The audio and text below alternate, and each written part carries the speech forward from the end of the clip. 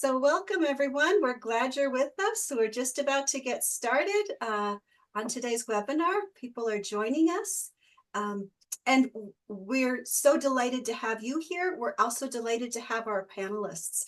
And we will invite more comments and questions for our panelists in just a second.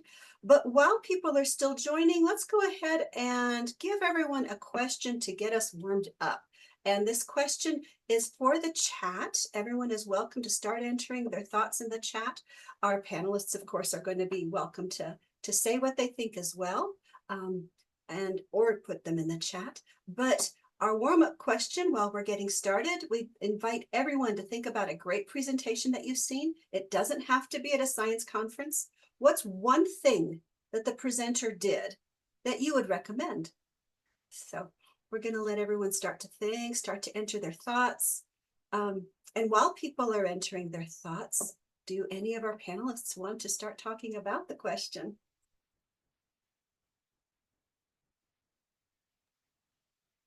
Yeah, I can jump in with something that I think all of us will probably hit on throughout the course of the panel, where this isn't a specific talk, but in general, good talks that I've seen are when speakers tell a story. There's sort of a beginning, a middle, and an end, and you're going on the journey with the speaker, and it's not that you're just a passive person sitting in the audience watching this thing happen in front of you. And I'm pretty sure that the others will reiterate similar thoughts. Very nice. Do any, Jen, Stephen, do either of you want to add on to that?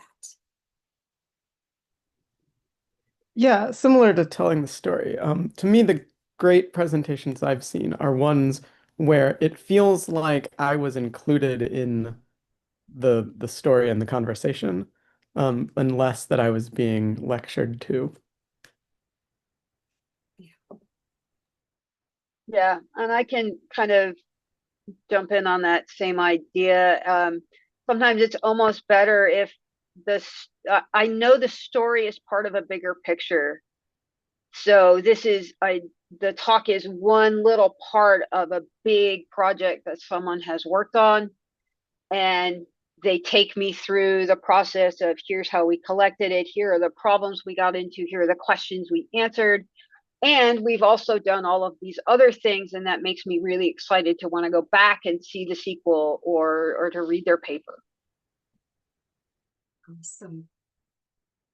One of the things that I've seen lately in terms of presentations and slides, as part of that storytelling aspect, sometimes they'll have little nuggets at the top, little breadcrumbs to help you know where you are in the talk, where it'll say, you know, here's where the beginning was, and now I'm in this part of the talk, and coming up is this part. I really like that, where it's kind of showing you where you are in the talk, giving you an idea about what's coming up and what's been passed, almost like little tabs at the top. Grace indicated that a TED speaker gave the audience practical mind drills to answer a question about telling me about yourself. That's great. Do any of our other attendees want to share? Okay, they use simple language to present the content in a clear and top-down way. Excellent. What other thoughts do people have about something that you saw, that you experienced? It could be a friend. It could be something you yourself feel is really important that you try to do in a talk. And everyone is welcome to continue entering their thoughts, but while they are doing that, let's go ahead and move along in our presentation, because we have so many great things.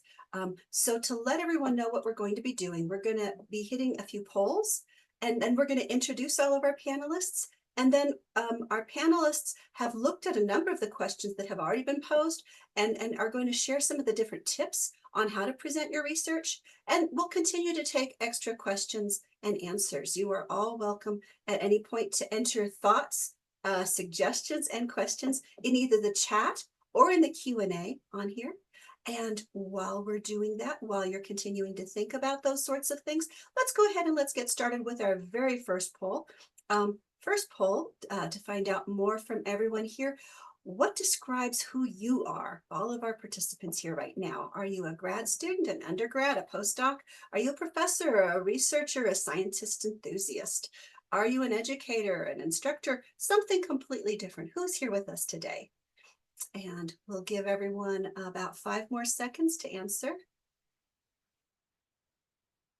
4, 3, 2, and 1.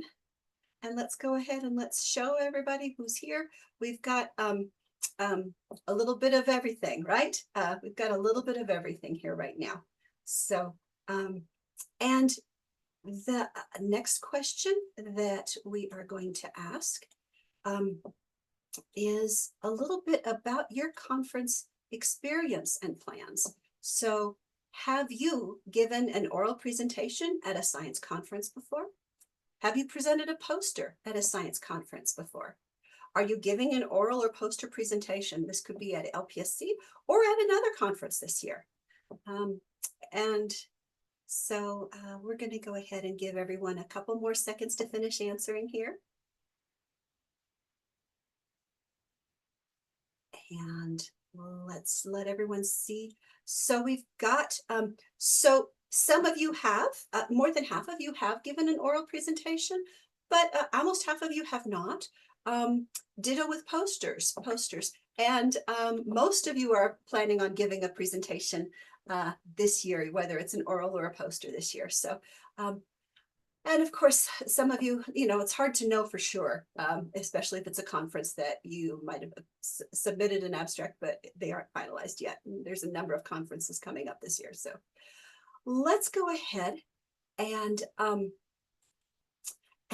get moving along. So I would be delighted to introduce our panelists today. We have with us Dr. Jennifer Piatek. She's a professor at Connecticut State University, Central Connecticut, and the chair of the Planetary Geology Department, of the Planetary Department, studies impact craters on Mars, and has, Jen, I looked up, you've got so much experience giving presentations, both public and conference. So it's really pretty amazing. And then Dr. Stephen Jaret, who is an assistant professor at the City University of New York and a research associate at the American Museum of Natural History, studies meteoritics, impact cratering, but is also teaching science communication. And Dr. Erica Jawin, a postdoctoral researcher at the Center for Earth and Planetary Studies at the National Air and Space Museum. Dr. Jawin's research focuses on surfaces of rocky planets, moons, asteroids, and she has won many awards for scientific presentations. Would each of you like to say a couple more words about yourself? I'll jump in really quickly. You did note that yes, I've given a few conference presentations. It occurred to me today to mention that I'm old enough that this is how I gave my first conference presentation back when you had to print your PowerPoint slides on. So how we've done our presentations has changed, and hopefully some of our advice, hasn't changed. It's probably the same advice I got, but a lot of it has as well. Thank you. Erica, would you like going next, please? Sure. So I am still a postdoc, so I'm still technically an early career researcher, getting less early career every day. But I can still remember what it was like to give my very first presentation. My first ever poster presentation at a conference was LPSC in I don't know if I should tell you. It was in 2011, so sort of recent memory. And I still remember a lot of the feelings that I had at that point that maybe some or all of you are feeling. I've made basically all the mistakes that you can make. I've given bad talks, I've given good talks. And so I think that I'll have a lot of tips that really come from personal experience. Thank you. And Dr. Stephen Jaret. Yeah, I sort of echo both of the things that were already said. Giving presentations and being at a conference can be really daunting at first. And so it's definitely something that even now takes a little bit of getting used to and getting in. You have to really, you actually have to prepare a lot for these. And so take the time to sort of start thinking early.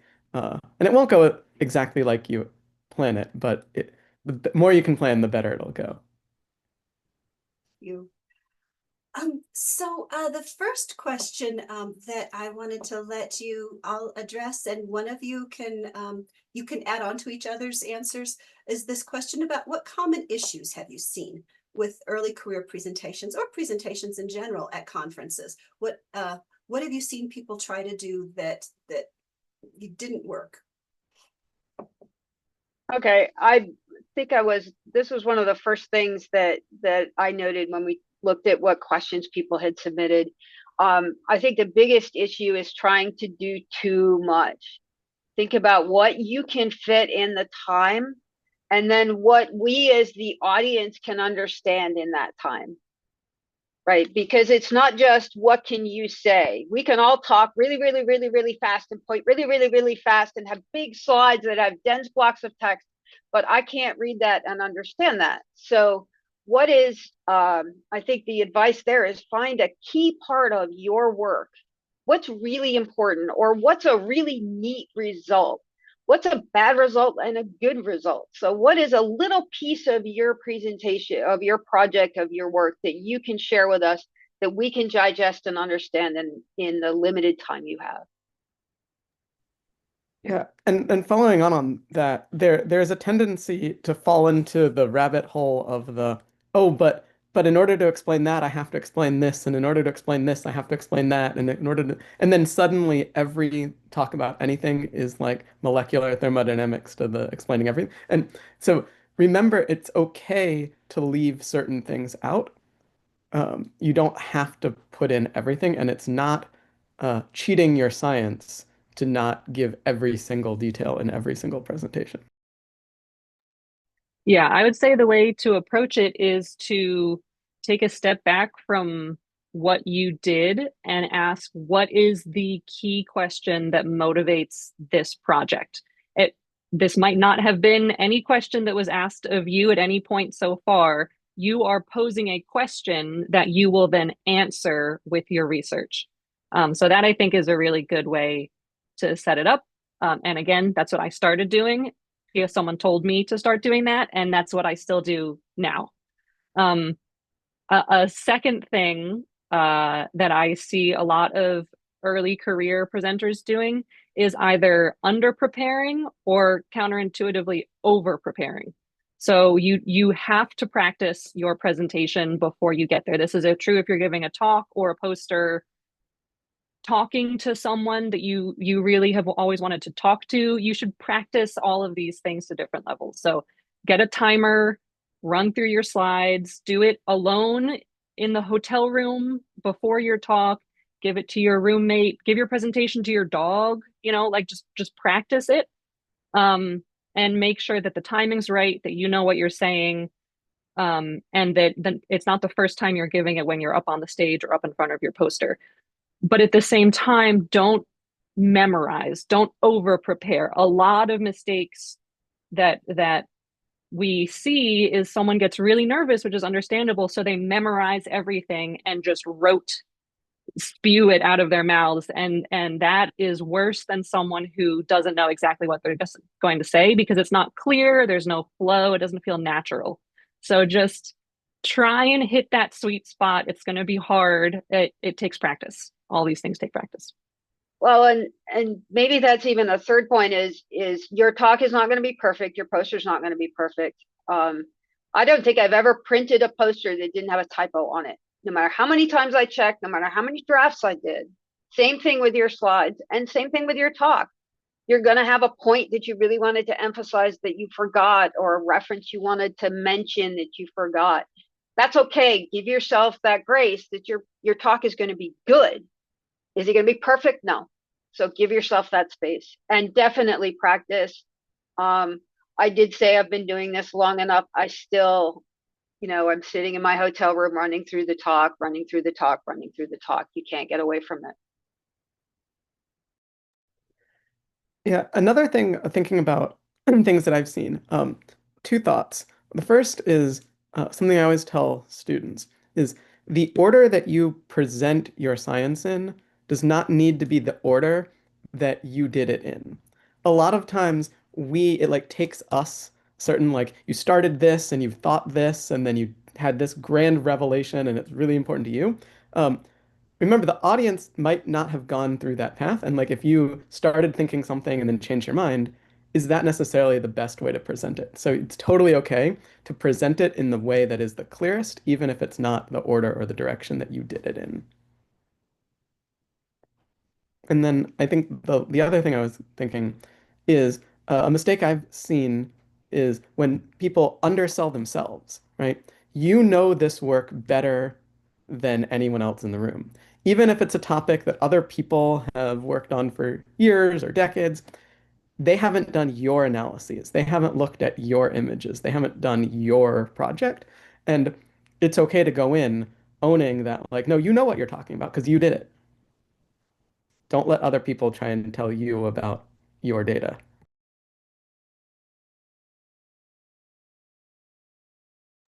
I I know. think that goes a little bit into confidence. And I have a feeling this is a question we're getting to is, what do you do about being nervous?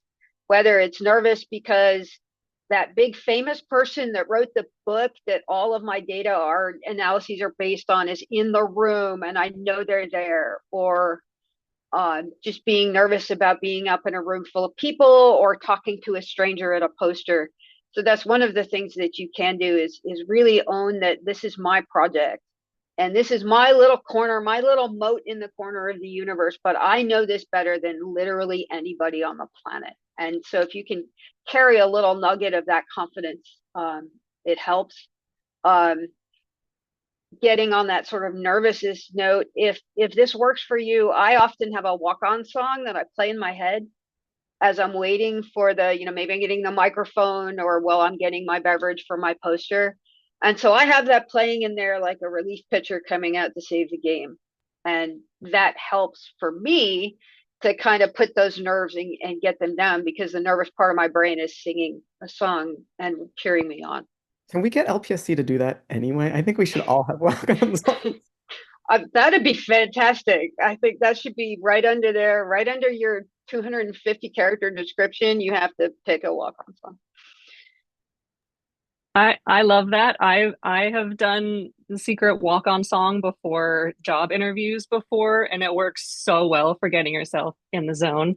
Um, on the nervousness thing, because I did get very nervous before talks. I still get nervous. Some of you may have heard different tips and tricks. One that was very in vogue when I was in grad school was like power posing and doing specific things. I think that's been pretty debunked at this point, but there is absolutely a connection between you feeling nervous and you presenting nervously, right? So what works for me personally, and feel free to do whatever works for you, is that when I'm feeling nervous sitting there, I acknowledge it. I say, I'm feeling nervous. And like psychologically, just like giving your body space to feel nervous actually helps me calm down, which is sort of counterintuitive. But I will always sit there and just assume that the talk right before mine is going to be a wash. I'm not going to know what they're talking about. Doesn't really matter. So instead of trying to listen but also thinking about my talk, I just sit there and control my breathing. Really slow inhales and very long exhales, and that actually slows your heart rate down. And that having your heart rate be lower and your breathing be regular helps to physically calm your body down. And I can tell you that when I have done that, it has worked. And when I didn't do that at the last conference I was at this summer, I got the shaky voice for my whole talk. So it still happens. If it happens, it's not bad. You're not a failure. Even like more senior scientists will give bad presentations still. And it's just what happens. So do what you can. Don't beat yourself up if your talk is not perfect. Yeah, and I think that's a great point. And I'm not sure if this is necessarily going to help, but I think it's worth us acknowledging that even really established, really senior folks, everyone at some point gets nervous or forgets something. And so I tend to think of it as just something that's part of the game, and seeing other presentations where I know that I'm not the only one who's nervous has helped. One thing also that I did when I was starting out is if you're not giving a talk this time, say you have a poster or something, I asked a question at a conference before I gave a talk and sort of used that as a stepping stone. Like if you're too afraid of or nervous for your first talk, start it by going up and just standing at the mic and asking a question and seeing if you can get through that, and then you work your way up. Yeah, I'll admit I used to, and still do, I will volunteer to judge student presentations. And any of you who are PhD students, you can volunteer to judge the Dornick Awards. That's a great way to force yourself to ask a question. And it's especially good for me. I hate posters and going up and talking to strangers at posters. I'd rather give a talk to like a room full of, high mucky mucks than to talk to one person at a poster. But I can force myself to do it if I have to do this to judge this poster. So sometimes that's find a way that you force yourself. And I like that idea that, if you don't want to give the talk, force yourself to get up to the mic and ask a question of one. So everyone is welcome to enter their thoughts on how to deal with anxiety in the chat. If it's something you've heard, something you've tried, something that works for you.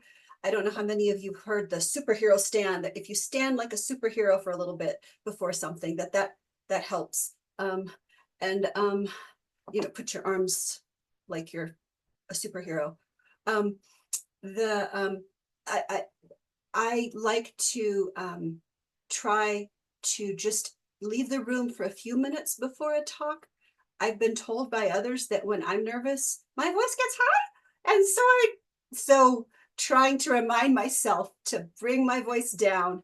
And other people, when they get nervous, they talk really fast. And the faster you talk, the harder it is for the rest of us to really process what you're saying. So reminding myself to slow down and not make my voice high helps. So that just reminded me of something that one of my committee members told me going into my qualifying exam that I guess could apply also for a talk. You're allowed to bring a water bottle or a cup of water up for you to the podium. And if you're nervous or you forget something, having that there to just, take a sip of water while you're remembering what was going on. No one will know that you're doing that because you forgot something or you're nervous and you're not just thirsty. And it helps to slow down your talk, which helps in so many other ways.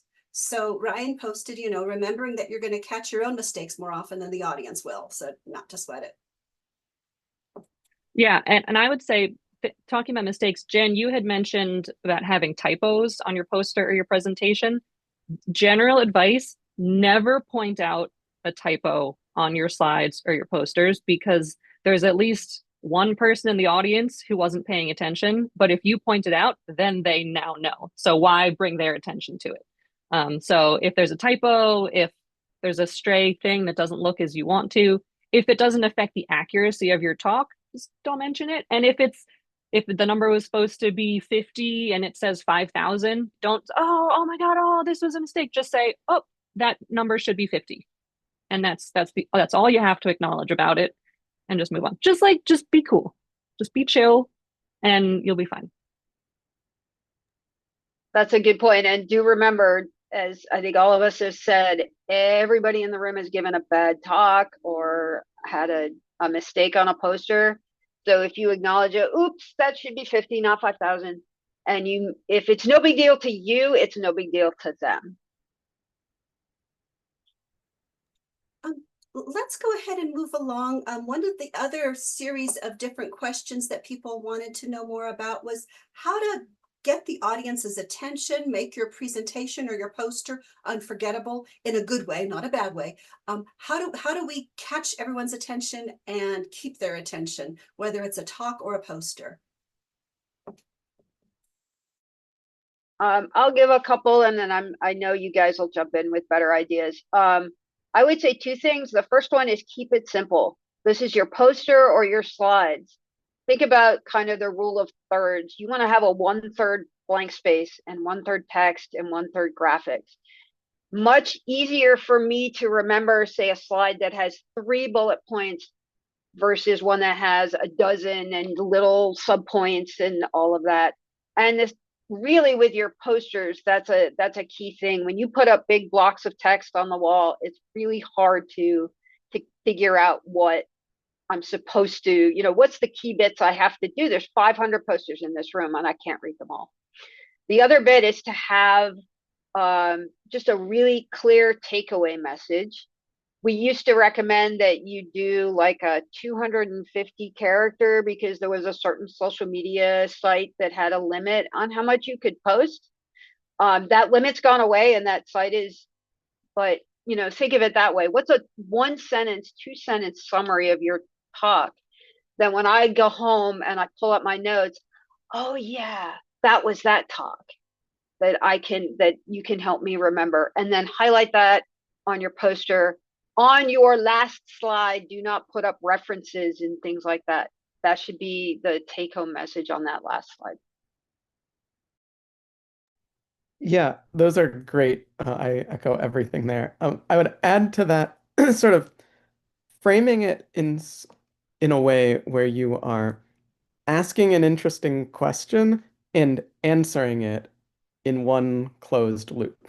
Um, and doing it in a clean, like putting things on your slide or on your poster that explicitly say, and the point here is, like, surprisingly, it's awkward, but telling people what they should pay attention to really helps.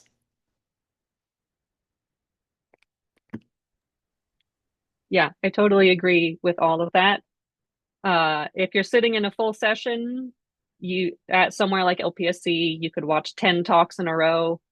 The 7th talk, you're texting on your phone, you're thinking about your own poster you have that night. So someone comes up, says, here's the key question we're asking, and then here's the answer to the question. Just keep it simple. With posters, Jen, like you were saying, just make it easy for someone to follow, because don't forget the posters you'll hang up and you'll leave there, and people will stroll through not during the poster session when you're not there. So make sure that there's an easy to follow structure in how you're physically laying things out. Either go top to bottom, go left to right, have arrows, lines. Make it easy for someone to follow your. I'm always on this story thing. Make it easy for someone to follow your story logically and physically through your poster. I am a real stickler for aligning things on my poster. That takes the most time, making sure it's the perfect alignment and perfect space between things. You can get totally nuts about things like your color palette, these things that are relatively minor decisions that have a big impact on the overall aesthetics. I had a period in grad school where I would intentionally color code my top with my poster so that I would stand out more and attract more audience. It didn't, but it was fun to at least think about. And anything that makes it more engaging, that makes you more excited about it. This is all effort that will show up as you being more excited about your research. Yeah, those things really are worth thinking about, like fonts and colors and things. I would say that those can draw people in, but you want to make sure that you're not distracting. There's a certain former Tennessee faculty who I'm sure you'll remember. You just want to make sure that they're adding things that are not content add to your presentation. The whole goal of any presentation, right, is giving the audience as few reasons to get distracted as possible, right? They should be listening to you, they should be understanding your story. And so anything you can do to help that is great and minimize distractions. And I think we had a question that was posed ahead of time about using animations in your PowerPoints. I know you can't on the posters. I'm a big fan of having like graphic aids with your posters, but you don't have a lot of room at LPSC, like having a sample or a 3D print or something. But your bling at on your slides is animations, and there's a fine line between distracting and enhancing. So practice ahead of time. The other caveat with animations is they don't always work as you expect. Sometimes they take a second longer. And that second over the course of your talk, suddenly you're a minute over when you get to the end. So think about what ways you can enhance your talk while still kind of keeping that simple. And whatever you do, don't let PowerPoint tell you what to do, because it will not. It will pick an animation that takes an extra 10 seconds. It will put you in a theme that looks terrible on the slide, on the screen at LPSC, whatever. Do your own thing there. I would actually, this is personal opinion, I would caution against using any kind of animations, built-in animations, because I've had very bad luck with uploading and having those display properly, especially in the last 2 or 3 years. I've had regular old, like a PNG or a TIFF image, like regular picture not show up on slides. So as soon as you try and add in a video or an animation or any kind of more complex thing, there's a chance that it won't work. And if you have science content built into these sorts of animations, you need to be prepared for that not to work. So I'm a huge fan of the duplicate your slides, but make one thing different. So you have a picture and you literally copy and paste that same slide, but you add in a circle or an arrow on the second one. So it looks like you're clicking and the arrow pops up, but it's literally two similar slides. There's no animation, there's no video, it's just a second slide. And that will always work. Whereas you having the slide animation of the arrow popping up might not work. Yeah, I love the analog animation. Yeah. And I was gonna another. You might remember this. Stephen is a colleague of a friend of ours. Actually, at a talk, had all of her graphs didn't show up, so she was giving a talk about spectra, and none of them were on the slides. So things will go wrong, and this goes back to your talk is never going to be perfect, and give yourself some grace for that. Do make sure that if you have an opportunity to preview your talk in a speaker ready room, do it, because that'll at least let you know, like, oh yeah, that circle came up in the wrong place, or my fonts got changed, and you're not surprised while you're standing up in front of a room full of people. But do be prepared that stuff's going to go wrong, and someone's going to bump the lights in the back of the room, or you're going to drop your notes or your water bottle. You're going to have to, be prepared to hang with it and just do what you need to do. And yeah, this particular person gave a talk and said, well, if this spectrum was up here, you would see, and they were able to get through it. My very first oral presentation ever at a conference was my first year of grad school. I got 2 slides in to a presentation all about geomorphology of features on Mars, and the projector died, shut down. And every slide was just pictures of these complex features. And so I tried to describe with words what a gully looked like, and it was a total mess. They eventually got it back up and running, and I could then go back and say, oh, this is that thing that I was talking about. But you got to be prepared for that to happen. That doesn't mean it's going to happen, but it's better to be over prepared in that kind of situation than to panic in the moment. Look, you'll be up there, you will not die, right? Nothing, like, that's the worst possible thing that could happen is your slides don't show up. You lose all your presenter notes. And okay, just get up there. If you practiced, go through your major points and then go on with your life. That's the worst possible thing that could have happened to me. And you just get through it. It's 10 minutes. You'll be fine. So that reminds me of something. I'm thinking back to one of the other questions about things to think about. One of the biggest changes for me in the way that I give presentations was when I sort of arrived at the realization that your slides are not for you. Like a lot of times we go in and start writing our slides with the things are up on the slide so that I remember to say them. And really it's the slides are for your audience. And so if you build it that way and then keep those as your notes. But if your slides are designed not with the things you need to say, then if your slides disappear, you're not totally at a loss because they're not there. But think about having your slides there.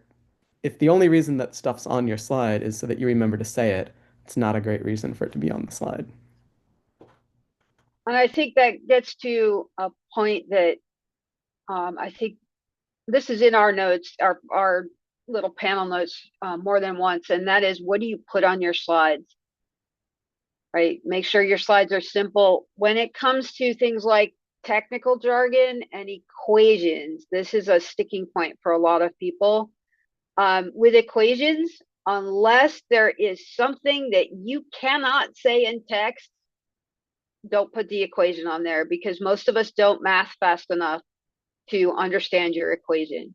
If something is surprising, and I think the example I had was, if you put together your equations for your model and gravity cancels out and you didn't expect that, it's okay to kind of show and say, hey, look, gravity's in the top here, it's in the bottom here, it cancels out. We didn't expect that. But otherwise, don't. Tell us you used a Hapke model. Tell us you used a Reynolds number. I can go look that up. Don't put all that gobbledygook on the slide because we can't read it. As far as jargons go, this is a fine line. Think about the average planetary scientist. If the term that you want to use is something that is familiar to the majority of planetary scientists, if it would be in your undergraduate planetary science class, then it's okay to use it. If it's not, if it's only known to people on your mission, or if it's a commonly used term with people in this little small subset, then you either need to define it or replace it. Replace it is better, but I know there's sometimes that you can't. Like the example that came to mind was if you're working with LRO diviner data, which is based on the Christiansen feature, you kind of have to talk about that a little bit. But keep in mind, who is the audience in the room? Who are you speaking to? And can you speak to them at their language and not at the stuff that, and not leaving out definitions that because you've been working with this, every day for the last year. And when we teach science communication, there's something that we bring from schools of communication about jargon. And that's, if you are going to keep it, and you're going to also describe it, the trend is to describe and then name. The tendency, we all want to name it first and then explain what it is. If you give a name of something that no one's heard of, they're immediately going to ask themselves, what is that thing you just said? And then not hear you say the thing that is what you're describing. So if you're going to keep it, describe and then name.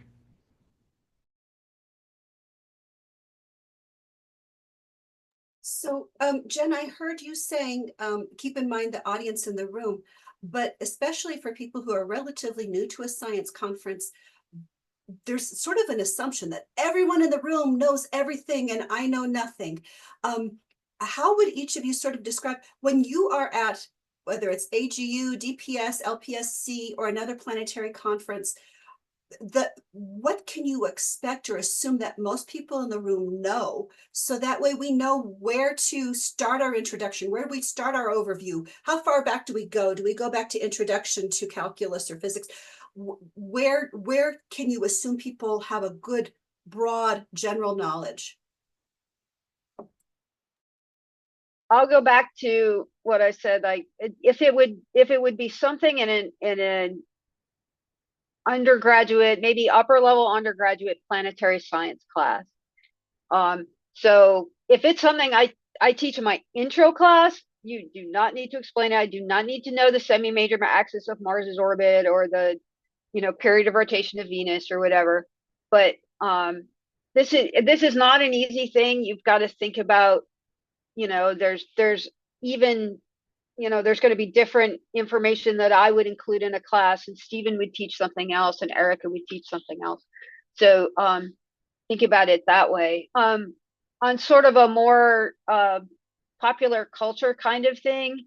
So think about like an entertainment product that has a big wide universe, like A Song of Ice and Fire or the Lord of the Rings or the Marvel Cinematic Universe.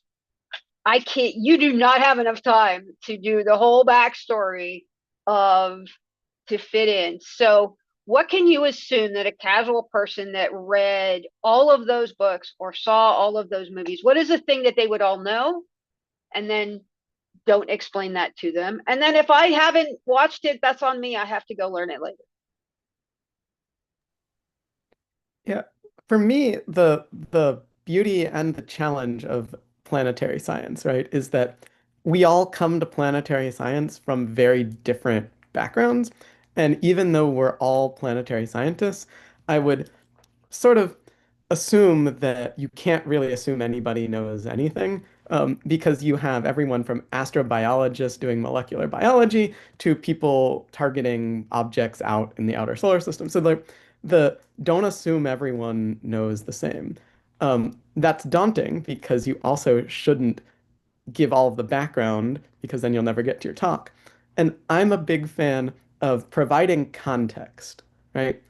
You If you describe it in a way that people know what it is you're talking about, you don't need to necessarily take the time to describe it. For example, you might name the spacecraft that provided your imagery. You don't have, if you do it in a way where it's clear, if you don't know what that word is, you can tell that, oh, that must be what, provided the imagery, then you can do it through context. And I rely heavily on that over, dragging out names and defining everything all the way back to Copernicus. Yeah, the way I see it, and I think Christine, you even mentioned this, that in any given conference room, there's going to be like 3 people who are like really there for your talk. They know exactly what you're working on, and they are there to see your results because they've been working on this and they want to know what is your analysis of this thing and how does it compare to what they've been doing. So for them, go right into the highest level. You don't need to do any context at all.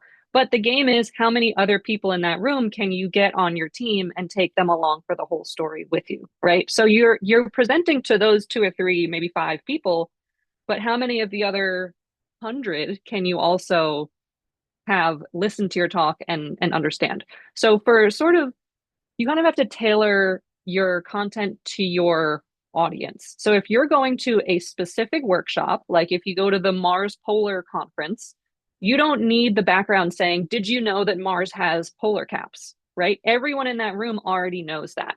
But if you're going to present at an LPSC, it's worth saying it.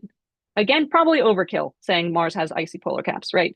But it's sort of a similar thing. If you can take 5 seconds and just say it to give those 2 people in the room who just walked in from an isotope session a little bit of context, right? So the way you can think about it is if you flip through the program and say, oh, here's a session on chondrules. I don't know what that is. I'm going to go there.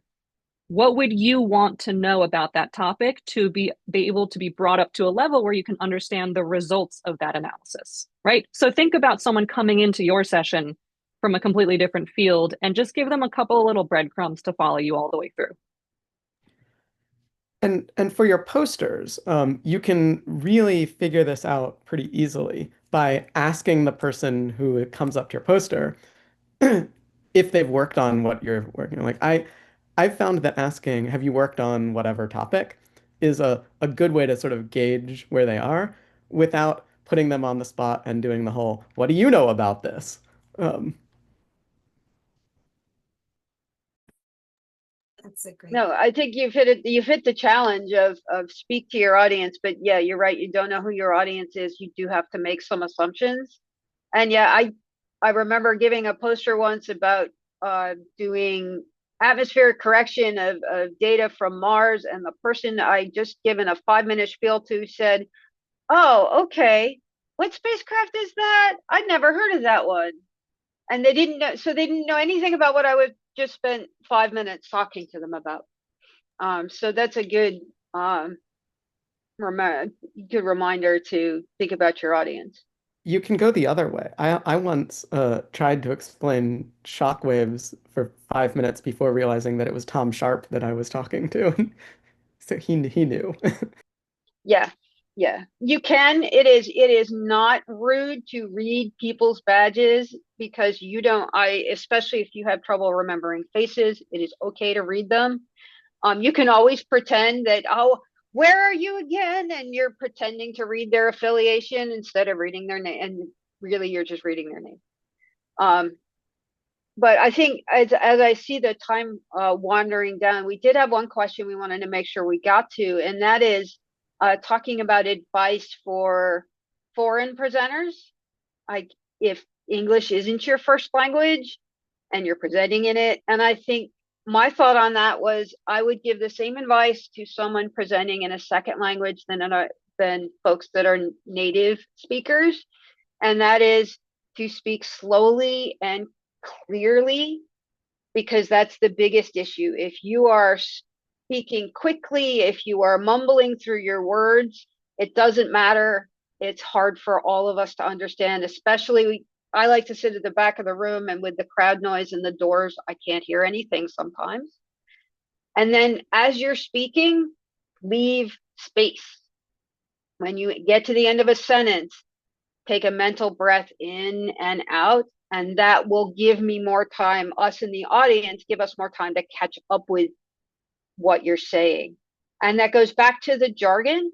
If there are words that are a trip up for you, if you have trouble saying Chris Johnson feature and you have to say it, practice it, have it written down, talk to your dog, talk to your roommate, practice it, take it out if you can't.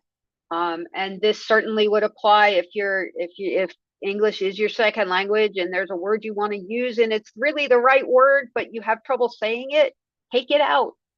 Don't make your talk harder than you need to.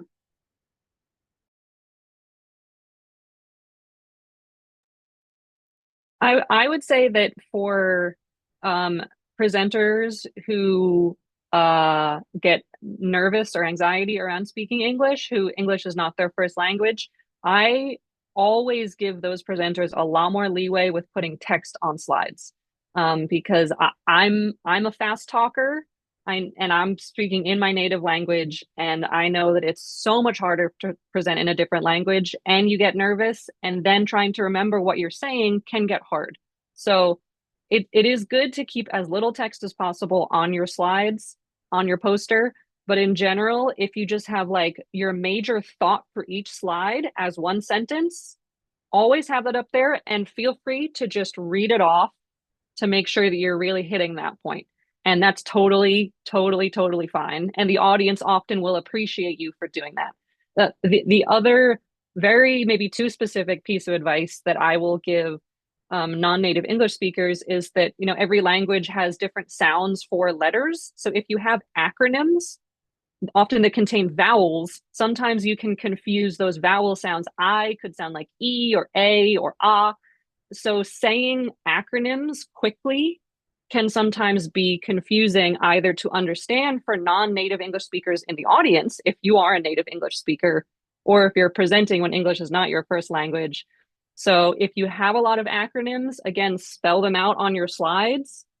Make sure that you just say them slowly and just do your best. Again, if you bomb the presentation, whatever, you'll be fine. You'll always get another chance.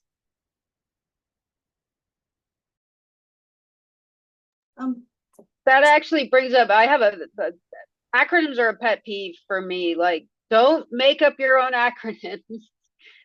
Think about the person who's walked into your talk and they missed your first slide where you defined whatever 3-letter acronym you've come up with. It's going to be hard for them to follow your talk. And if you have non-native speakers that are listening, they're trying to figure out what the heck you're talking, what is an LDA? What is, don't use the acronyms if you don't have to. If you do use them, define them on your slide, on your poster where we can read them. To the points about writing things out on the slides, and so if you use an acronym but you're saying the words to help, etc. on the slides, we haven't talked a whole lot about how big to make the texts, how big to make the texts on the slides, or how big to make it on your posters. Bigger. Words of wisdom. Bigger. Minimum 22-point font on slides. Don't do smaller than 22. If you have something, 18 is the absolute basement cutoff for slides, but generally 26 or larger for text. And if you can't fit all your text at that size, it means you have too much text on slides. I go bigger, like posters. 32 is my sort of, I don't want to go smaller than that. I might go to 28 for a caption or for references. Yeah. Slides, bigger is better. And you do not need complete sentences. No. Sentence And fragments. for posters, do this. Make a Word document, put fonts in different sizes and print it out and put it like, hang it up on the wall behind you and say, oh, 12, this is font size 12 up here. Can you all read that from a certain distance, or can you read this one, you know? And so that's a really good way of just giving you a guide of what real life font looks like in real life, not just on your screen. A colleague suggested once taking your poster and printing it on a letter. So print on the default 8.5 by 11 piece of paper your full 44 by 44 poster. If you can't read it while you're holding it in your hand, then your text is too small. And so you do need to go, and then that's a good trick to go back through and it'll show you exactly what we can't read. Yeah. No, I always go back on images and text bigger.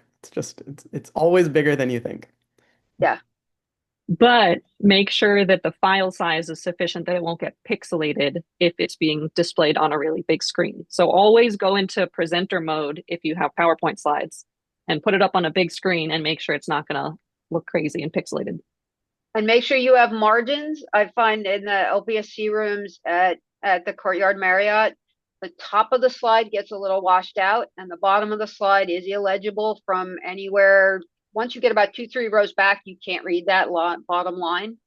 So, you know, PowerPoint does have templates. Put a footer on all of your slides that has it has a slide number and LPSC 2026 in the bottom, or Northeast GSA 2026, or whatever you're presenting at. That'll force you to push your content to where we can see it. The other questions that we've touched on, but just a couple last words. There were questions about data and graphs. How much data is expected to be presented? To what extent should we detail quantitative results, quantitative results? And you each had a few thoughts. If you wanted to say something briefly about that, I think that you're all in agreement. I'll try to go quick. No tables, graphs, and keep your graphs to limited. What data do you need to tell your story? Don't make me try to pick out the red line from 5 other lines. Go with 1 or 2, and try to go with 1 figure per slide, 2 graphs if you have to compare them. Yeah, you should have enough data in your presentation so that we know you have data, but we should not be overwhelmed. And the thing that I always harp on is don't just grab a figure from a published paper of yours and throw it into the talk. Make a clean figure for this talk, because there's nothing that drives me more nuts than when someone says, well, here's a really complicated figure, but I only want you to look at this part of it. I immediately go to, well, then why are you showing the whole thing, right? Because when we publish in papers, it's often a really very detailed thing that you're supposed to look at for minutes at a time. So make a clean version of your figures specific for this presentation. Thank you. And then so less is more for data along with everything else. There were how to respond to questions. So at the end of most conference talks, there's a Q&A period. For LPSC this year, like we've been doing for a few years, there's going to be a panel Q&A session. So you give your talk for 10 minutes, you get off the stage, next person comes up, they get off, and then there's a Q&A session for 4 people at the same time. If somebody asks a question and you don't know the answer, what's the best way to respond? I would say think about if you do know the answer. take a deep breath, take a step back, and think about it. Because my knee-jerk reaction at first was, I don't know. But you think about it and you say, oh, actually, no, I do have thoughts about this question. If you don't know, that's what you should say. I haven't considered that aspect of this. I haven't looked into that yet. I'm doing that for my next chapter of my dissertation. Thank you so much for this suggestion. That's a really great thing that I need to consider that I haven't looked at yet. Do not make up an answer. Don't pretend to know what you're talking about, because someone else in the room might know the answer and know that you're wrong and might get up to the microphone and say, that's not correct. And that's way worse than just saying, I haven't considered that. And I think one of you suggested, I haven't considered that. Is there a, perhaps we could talk one-on-one after the session. And if you have a thought, share your thoughts. Hey, I don't know, but I think we could do X, Y, Z. If you can bring in what you do know, that's a positive way to end that question. Yeah, I always fall back on the, ooh, come find me after this session and let's talk about this.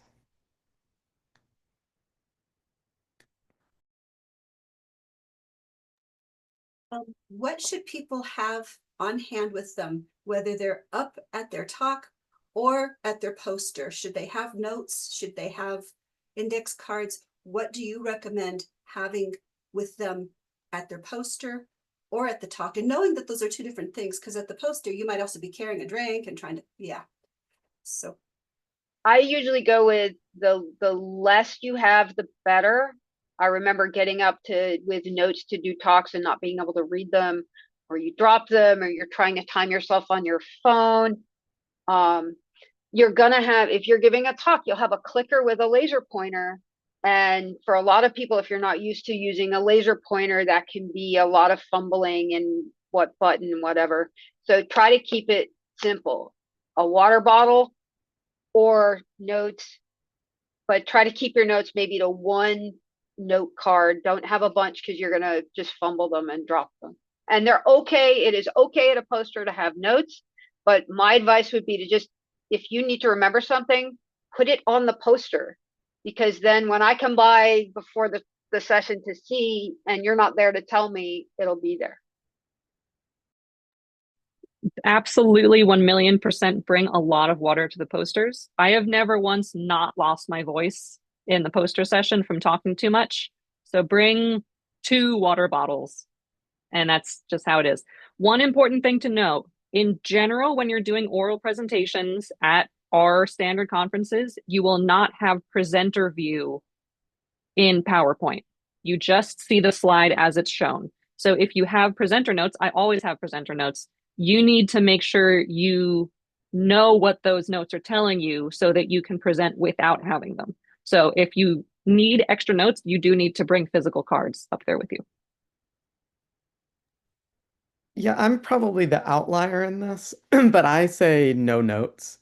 Uh, when you rely too much on your notes, it misses an opportunity to have a real connection with whoever you're talking to.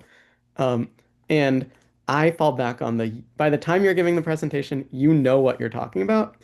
If you don't say one tiny detail, it's not the end of the world, and it's not going to change the outcome of your success. But fumbling through, looking like you're too reliant on your notes can be more of a hindrance. and that was our last question. We got through all of them. I am putting up an evaluation poll, and I am going to share a slide. We've got another session tomorrow. There is another webinar tomorrow about networking at conferences, building connections and trying different approaches for our community, because networking for some people is almost second nature, and for others it just feels icky, or they or struggle with it for a variety of reasons. So we've got some great panelists for that one as well. Please join me in thanking today's panelists. We are so delighted that all of you made the chance and took the time to be here with us today. We really appreciate it. And all of your advice was so useful. Folks, you are welcome to enter things in the chat. If you don't have time to stick around and finish answering the evaluation and the poll, it'll pop up as a survey afterwards as well. So please do join us tomorrow for the session tomorrow, or join us in April for a session on translating your planetary science skills, taking the skills that you have developed and using them in a related or different field in these interesting times. I also wanted to share that we do have regular career news up on this website with information about upcoming workshops, events, internships, fellowships, scholarships, awards, and many more things. With all of that, I'm going to stop sharing and I'm going to stop the recording.